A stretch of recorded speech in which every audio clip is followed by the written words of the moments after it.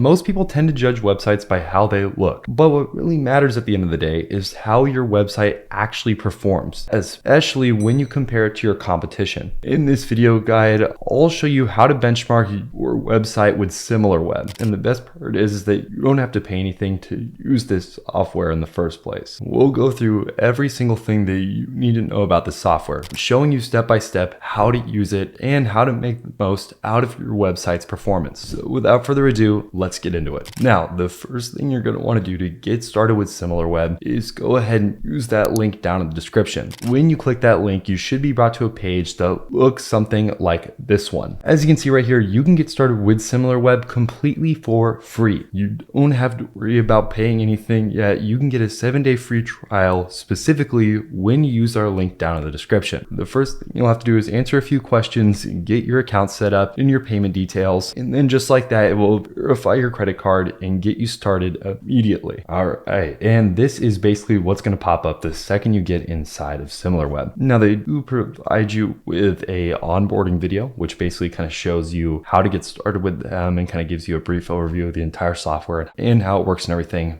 Ultimately, you can skip this. Now, the first page you're going to be met with here is going to be the home page. This is where you're going to be kind of taking a overview at everything on this platform, more specifically looking at your projects, as you can see right here. And then that's kind of the first thing I'm going to walk you guys through is how to set up your first project. We'll hop into that in just a moment here. But next thing we can go to is our dashboards. Now, there's a bunch of different types of dashboards that we can choose from here. And then we also have the option to create custom dashboards, which can be very useful depending on the type of project that you're working on or what your ultimate goal of using Similarweb is. But there's all kinds of other dashboards like traffic leaders, search traffic overview, monthly competitive overviews, yearly competitive overviews, and so on and so forth. Also, very helpful little checklist down here that shows you kind of what you need to do inside of this website before you actually get started with it. So kind of helpful there. Now, we'll go ahead and click on this set up your first project button. All right, so the first thing we're going to do is enter in a domain.com. We're going to enter in charlieshang.com for the website. Shout out my man Charlie. Then they're going to pull up some suggestions for us to add, which basically kind of gives us an idea of websites that we can kind of compare to and select as competitors, right? Good example here, Starter Story, potentially a good one here. YouTube is good, Instagram is good, and then there's a couple of other ones up here too that are like somewhat similar to this, but I think for that case, these are probably good enough where we can hit the finish button. Then you're going to go ahead and give your project a name. It'll pre-name your project. You can change this if you want. I don't really think we need to. Hit the save button, and then as you can see, this will take us into our dashboard, which kind of gives us an overview of what this actual website looks like, how the traffic looks, and then we can kind of get a better idea of what we need to do and any changes we might need to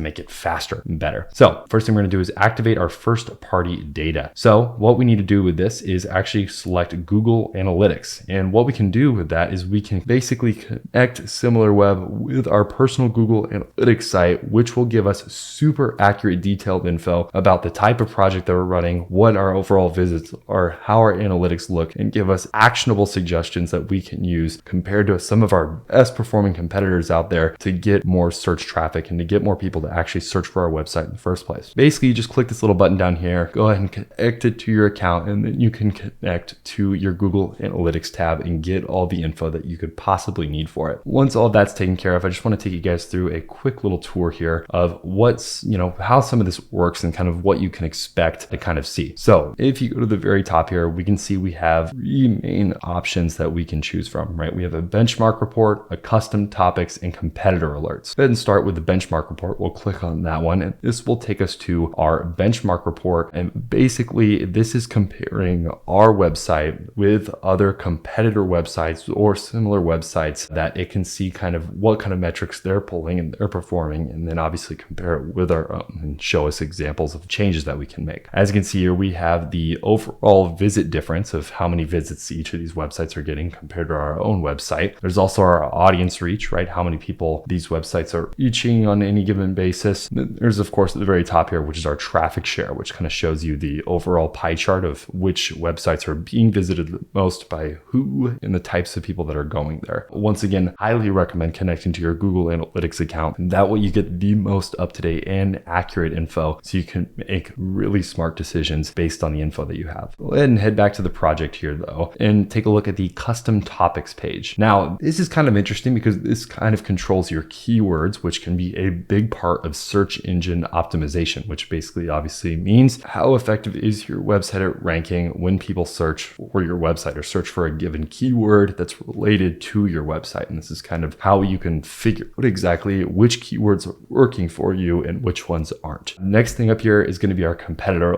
alerts. This just kind of gives us an idea of what's currently trending or kind of what's working for our competitors as far as web traffic is concerned, right? What's working for both organic and paid strategies that they're implementing, what is working and what isn't, and how can we implement that. Now, if we head back to the project homepage here, I want to take a look on the left side here and just kind of take a look at some of the tools that Similarweb lets us kind of access and take advantage of. The very first one up top here is going to be the website analysis tab. And this is really interesting because basically we can enter almost any website you can think of. Now, for the sake of this video, just to give you an example, I'll type in notion.com, right? And we'll go to Notion's website. Once I've typed that in, as you can see, we can start analyzing Notion as a website, right? We can take a look and see what their overall visits are, their monthly visits, deduplicated audiences, page visits, monthly unique visitors, and so on and so forth. There's also visits over time, where you can kind of see over the last couple of days, how is it performing, right? How many people are going to this website? How many people are consistently visiting it, and see kind of the overall traffic report. There's also the ability to see geography, right? How many people,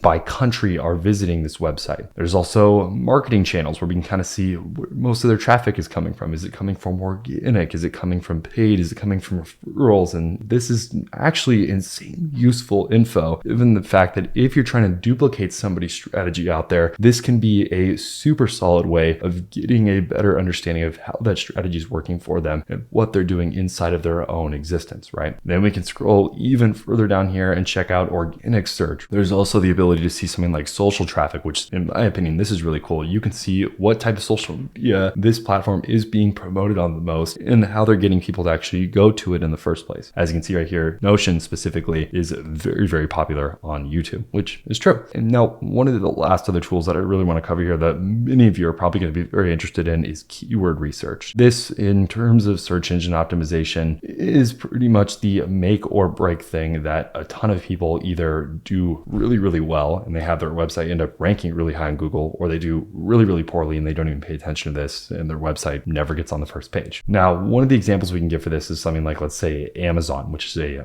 massive marketplace that almost everybody watching this video has probably ordered something off of at some point in their existence, which is pretty crazy. But as you can see here, it's taken a little bit of time to kind of organize and analyze the overall keywords. This might not actually be the best example to give just because of kind of how wide sweeping it is. So we'll go ahead and use notion.com again just to keep things consistent. We'll go ahead and pull that up. As you can see, there are a ton of different keywords that Notion is currently ranking for. Obviously, its very own name, Notion, is, well, one of the biggest ones. But if we continue to scroll down here, we can see Notion Mail, Notion AI, Notion Download, Notion App, Notion API, Notion Pricing. These are the kinds of things that are popping up consistently in searches by users. And of course, they're ranking heavily for them. And we can kind of see what keywords maybe they're not actually taking as much advantage of as they should, which is the huge kind of arbitrage thing that if you have something to a similar competitor's website that you can take advantage of as a web developer or just as somebody who wants to rank better on Google.